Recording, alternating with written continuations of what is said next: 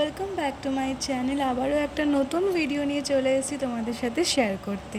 তো আজ হচ্ছে বুদ্ধ পূর্ণিমা, 12ই মে সোমবার। প্রতি বছরের মতন আবারও এই দিনে মা নিজে হাতে ভোগ নিবেদন করবে, তো তারই কিছু মুহূর্ত তোমাদের সাথে শেয়ার করব আজ।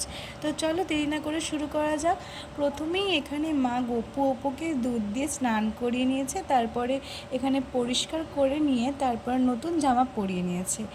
এরপর মা শিব ঠাকুরকে স্নান করিয়ে নিয়েছে। তো তারপরে মা সুন্দর করে সিংহাসনটা গুছিয়ে তারপরে ফুল দিয়ে সাজিয়ে নিয়েছে। এর মাঝে তোমাদের জন্য একটা প্রশ্ন রয়েছে। আচ্ছা, তোমরা কি জানো বুদ্ধ পূর্ণিমা কেন পালন করা হয়? যারা জানো তারা অবশ্যই জানিও, তোমরা যেটা জানো কমেন্ট করে। আর যারা আমারই মতো জানতে না যে বুদ্ধ পূর্ণিমা কেন পালন করা, তাদের জন্য ছোট্ট একটা ইনফরমেশন।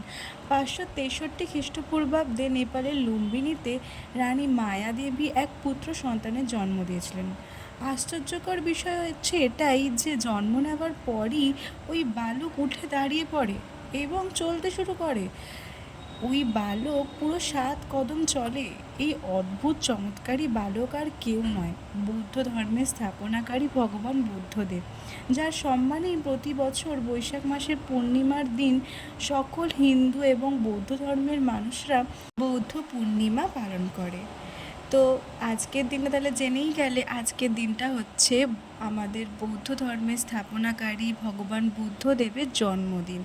হ্যাঁ, ভগবান বুদ্ধদেবের প্রথম নাম ছিল সিদ্ধার্থ গৌতম। উনি যখন জন্মগ্রহণ করেন, এক সাধু ওনার ভবিষ্যৎবাণী করে বলেন যে উনি ভবিষ্যতে এক মহান রাজা হবেন। ভগবান বুদ্ধদেবের পিতা কখনোই চাননি তিনি কখনোই দুঃখ উপভোগ করুন, তাই জন্য সকল ঐশ্বর্যের সাথে তাকে সর্বদা মহলের ভেতরেই রেখেছিলেন। তবে একদিন যখন তিনি মহল থেকে বাইরে বেরিয়ে এসে দেখেন, তিনি 4টে জিনিস লক্ষ্য করেছিলেন: বার্ধক্যতা, রোগ, মৃত্যু এবং শান্ত সন্ন্যাসী।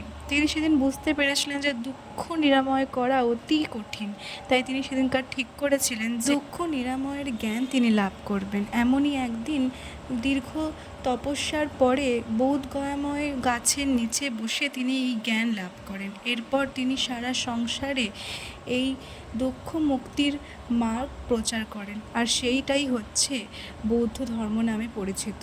এই দেখো, কথা বলতে বলতে এখানে মায়ের অলরেডি ভোগ নিবেদন করা হয়ে গেছে এবং শেষে মা নিজে হাতে অপুকে ভাত মেখে খাইয়ে দিচ্ছে। আজকের ভিডিওটা এতটাই। তোমাদের কেমন লাগলো অবশ্যই কমেন্ট করে জানিও। ভালো লাগলে লাইক, কমেন্ট এবং শেয়ার করো। Thank you for watching.